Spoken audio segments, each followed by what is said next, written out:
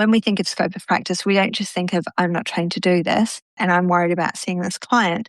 It is also about protecting yourself, your boundaries, your energy. So not just protecting yourself legally, I should say, but protecting who you are as an individual, who you are and your energy and what you're putting out, your empathy. And I always talk about the empathy bucket only having X amount in it. Mentoring with Geraldine is a bite-sized practitioner podcast for naturopaths, nutritionists, herbalists, coaches, and practitioners. This podcast responds directly to the needs of you, the practicing natural therapist. We have interviews during the holiday season and business and mindset support each week, so you'll get the variety you need to enjoy and stay motivated in your practice. If you want to connect with me, always check the show notes because that's where you'll find the links to book appointments. Now, let's get started. Hello, everybody. Welcome to Mentoring with Geraldine and the Bite Size Podcast. How the devil are you? So May, have you had a good May? I've had a good May. Got to say, I've been enjoying myself. Why have I been enjoying myself? Because I've changed things up, and I'm delivering more. I'm delivering it in a different way, and I'm actually loving it. I'm loving the change. Hopefully, you are inside Strategy Lab. Hopefully, you have done the workbooks. This is your encourager to do the workbooks.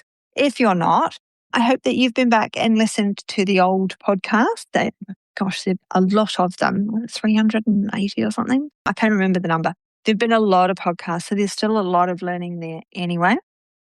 If you go onto my website, geraldineheadley.com, then you'll find all sorts of other things that you can do as well.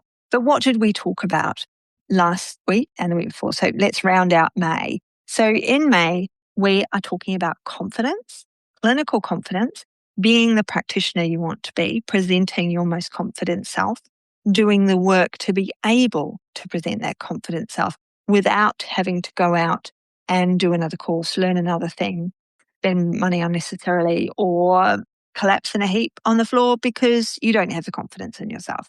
It is very different moving out alone, working alone. A lot of practitioners, they'll have a baby after they're finished and then they've got to come back to practice, or they've got toddlers and their life changes once they've qualified and they're trying to do all of the things. That is a biggest part about confidence. One of the biggest things about confidence, I always think, is I watch practitioners qualify and then you have to have 3 or 4 weeks or something where you're not allowed to work because you're waiting for your papers to come through for your finalisation.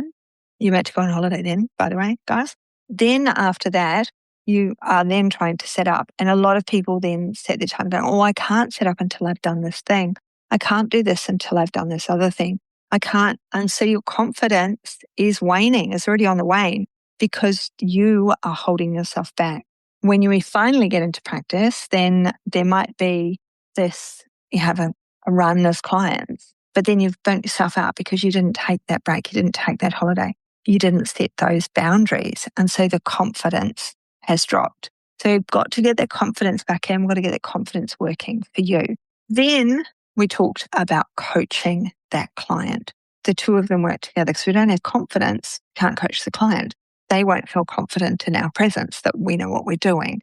In Strategy Lab, we talked about the difference between the fixer-upper and the coach, but also now understanding your scope of practice. And probably this needs to come out to the world as well, in that when we think of, so we have the client in who discussing past traumas, if more than half of your consult is their trauma, their past trauma, then you probably are heading out of scope and you need to get somebody else then to collaborate with, a psychologist or a counselor, because you can still do you and do your things. Because if that person isn't wanting to move forward, and that's what you want to achieve with them, you want them to move forward, to gain what they need to gain, to reach whatever it is that they came to you for, whatever goal it was they came to you for, you want them to reach that.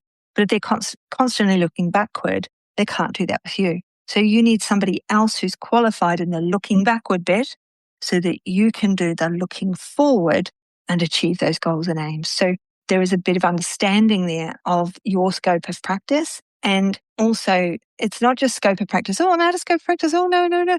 It is also about your energy levels, because these people, because if you're out of scope, you'll start worrying about it. It will drain your energy because it's not what you're trained to do. And you're not achieving what you want to achieve with that client because they're reflecting back the whole time. You're not moving forward with you. So we want them to move forward because we want to fix whatever the problem is. We want them to achieve whatever the goal it was that they set out to achieve. But if they've got the 5 resistance levels that I talked about in the strategy lab, then we're not going, it's going to be much harder to achieve those things. And we have to change the language, change the discussion factor so that we're moving them forward to achieve what we need to achieve with them. And they're doing all that backwards therapy trauma work with someone who's trained to do that and wants to do that and enjoys that. Okay. So when we think of scope of practice, we don't just think of, I'm not trained to do this and I'm worried about seeing this client. It is also about protecting yourself, your boundaries, your energy. So not just protecting yourself legally, I should say, but protecting who you are as an individual, who you are and your energy and what you're putting out, your empathy. And I always talk about the empathy bucket only having X amount in it, however many litres of empathy it has in it, if we think of it as water. And then slowly, that water gets drunk over the day by all our clients, and then we're left with an empty bucket. Okay. And then we've got to rebuild that bucket in preparation for our next consult or our next day of consulting. And then that becomes impossible for us. And then we take on those phases as well, that we don't think we can do it. So have a good look at those workbooks.